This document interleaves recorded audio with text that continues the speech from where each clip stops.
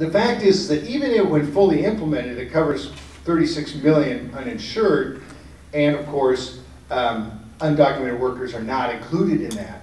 And there's another group of folks who they expect to be exempted. Hawaii has a much better universal coverage rate. It's more like 97, I think 98%, something like that. They have an employer-based coverage.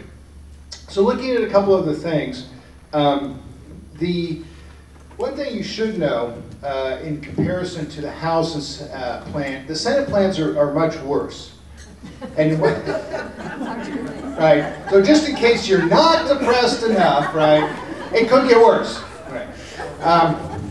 The problem with the Senate plans, in addition, there's a lot of talk about the tax on Cadillac benefits, which is a real issue. I mean, it's a profound issue. And it's a profound issue because union members get nothing from this reform. Union members get nothing from this reform if they have a good health plan.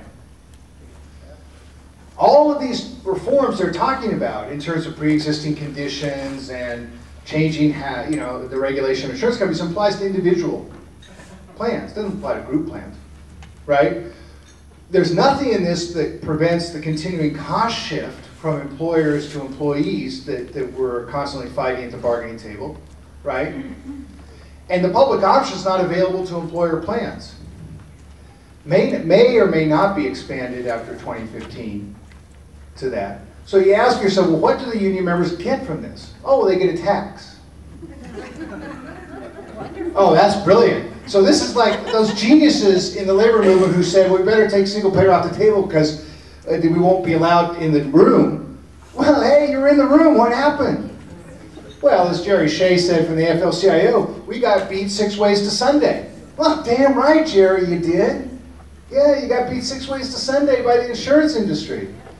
And now what are you doing? You're fighting a defensive fight against a tax. So the tax is real.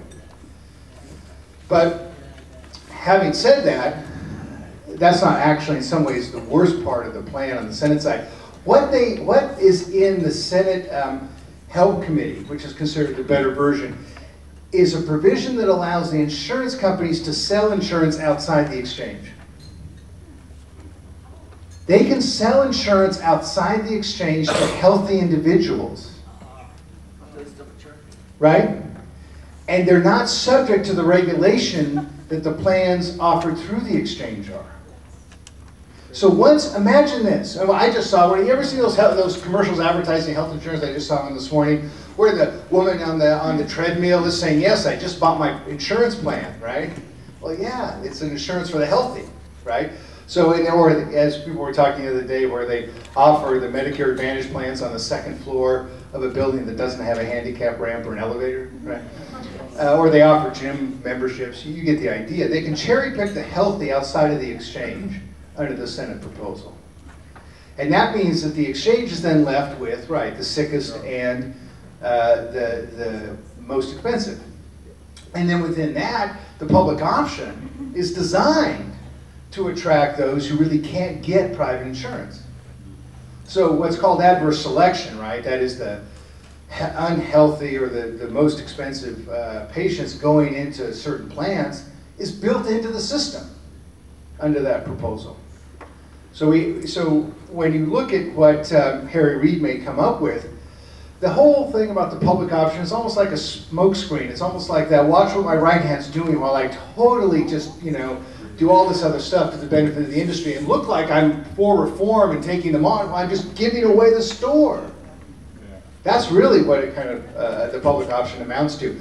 And that was always the thing that the labor movement folks said, well, no, we're going to fight for a strong public option that our members can't access and that will have no effect. Right? So I never got that either. So if we can, just looking at a couple other issues, the employer mandate is important in the sense that the House has a very strong one and the Senate has a very weak one. And the employer mandate matters, particularly to the labor movement. Arguably the most important issue to labor is to force non-union employers who don't offer health care to do so. And under the House plan, they probably would. Small businesses are exempted on a sliding scale. under $750,000 in annual payroll. But you could, if you don't provide insurance under the house side, you'd have to pay 8% of your payroll as a tax, and then that gets reduced based upon your payroll if you're a small business. That's a pretty significant employer mandate on the house side. And as we discussed last night, there are new funding for public health, community clinics, nurse education and training. So there are some aspects of the plan on the house side. We'll see if they survive. The I guess the other point I wanted to talk about, it was a little bit more on the public option, because there's so much spent on this, and PNHP of course just eviscerates it in their one-page sheet. I want to just look a little bit at the League of Women Voters comparison between single payer and public option, which you have. Because there's all this debate about the public option. Jacob Hacker is one of the key architects of it, said it could evolve into single payer, right? And I think it's important for us to understand how it can, because one of the things we have to figure out is are there things in this bill that we're going to build upon, right? Or are there things we have to react to, right? I, for one, look forward to contrasting single payer to this reform. I look forward to that debate, and I think we should all welcome it. But one of the key aspects is between single payer and the public option. So of course, everyone in, nobody out is the single payer mantra and truth, and it is not true of the public option. There is no guaranteed coverage for everyone. It's not automatic. People would have to, of course, buy the public option. As we discussed yesterday, the public option is going to have to survive on its own premiums, right? There's an initial $2 billion from the House bill that goes into it, but after that it's completely dependent upon the revenues from premiums. Theoretically, you have a choice of doctors and providers, and unlike a single payer, you of course have a choice of paying into the system, and that's the strength of single payer, is one risk pool, right? Everybody's paying, and you totally eliminate the issue of adverse selection. Competition between public and private insurance companies, well, I guess we solved that one, right, under single payer. This notion of competition really, at that level of market access, doesn't really have much effect in the case of the public option. My favorite category here is risk of destruction of insurance industry. I really love that, right? Now, if the League of Women Voters has decided that the public option will not destroy the insurance companies, well, that's good enough for me. I think they're right. I think they're right. They're a nonpartisan objective source. The public option will not risk the destruction